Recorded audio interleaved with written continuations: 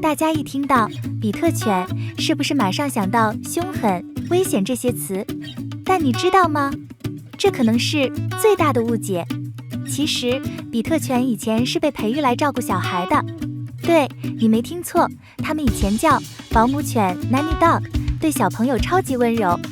19世纪的美国，很多家庭都养比特犬来陪伴孩子，它们不止忠诚，还很有耐心。那为什么现在比特犬变成危险犬种了呢？其实是因为人类的错。一些不孝人士训练比特犬打斗，导致它们的形象变差，甚至被很多国家禁止饲养。但事实上，比特犬的攻击性不比其他犬种高。所以比特犬凶不凶，关键还是看主人怎么教。不过话说回来，在台湾近来所发生的比特犬伤人事件，这提醒我们，再温驯的狗还是需要正确的训练和管教。比特犬力气大，咬合力强，饲主一定要负责任，出门记得系好牵绳，必要时戴上嘴套，避免意外发生。